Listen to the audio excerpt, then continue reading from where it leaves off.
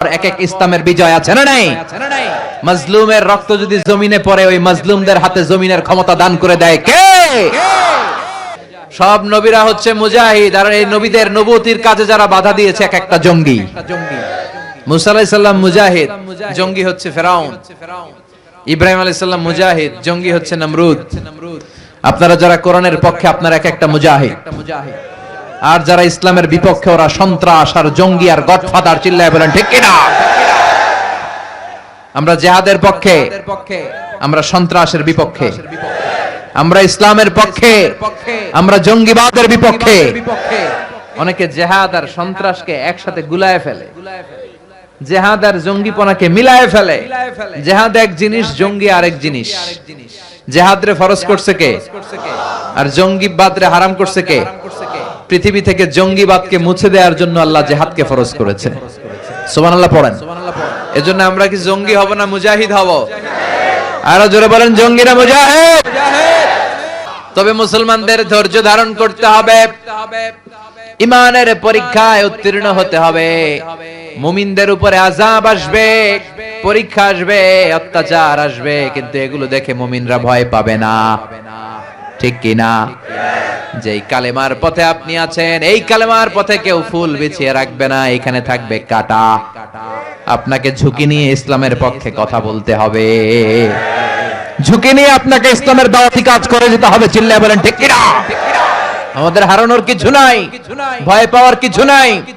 আমরা কখনো give up করি না, কারণ আমরা জানি রাত্রি যত গভীর হয়, রাত যত অন্ধকার হয়, সুবহে সাদিকের সময় কাছে আসতে থাকে। গর্ভবতী নারীর পেটের ব্যথা যত বাড়তে থাকে, নতুন মেহমান আসার সময় কাছে আসতে থাকে। তেমনি ইসলামের পক্ষের শক্তির উপর আযাব অত্যাচার যত বাড়তে থাকে, কালিমার বিজয়ের সময় কাছে আসতে থাকে। চিল্লায় বলেন ঠিক কিনা?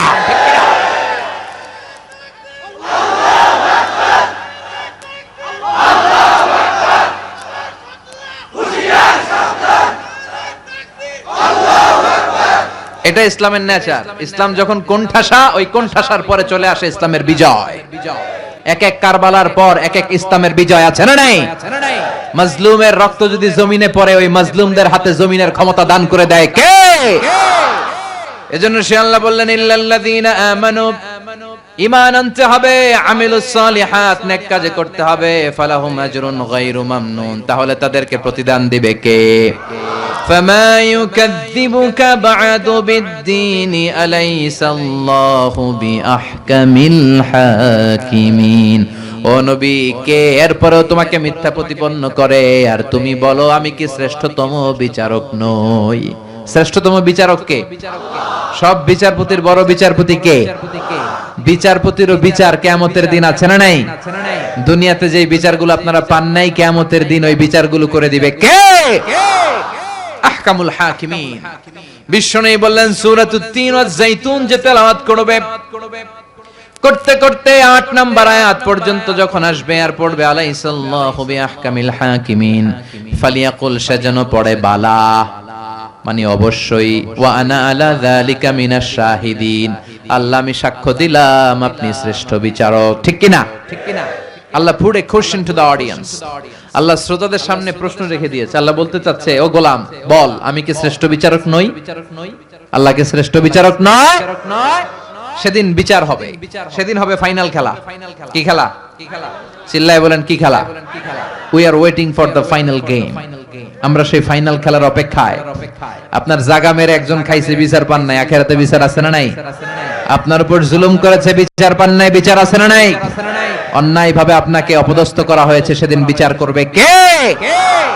আমরা সে আল্লাহর উপর ভরসা, আমরা সে আল্লাহর কাছে চাই, কারণ কেউ যেটা পারে না পারে কে? বিপদে আপদে, সকালে বিকালে, সব সময় একজনের উপর আমাদের আস্থা রাখা চাই। চিৎকার করে বলেন তিনি কে? আল্লাহ আমাদের সবাইকে কথাগুলো বুঝার ও আমল করার তৌফিক দান করুন।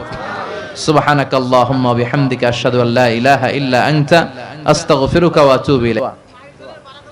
اللهم آمين يا رب لك الحمد كما ينبغي لجلال وجهك وعظيم سلطانك لك الحمد بالإيمان لك الحمد بالإسلام لك الحمد بالقرآن ربنا ظلمنا أنفسنا وإن لم تغفر لنا ওয়া তারহামনা লানাকুনান্না মিনাল খাসিরিন।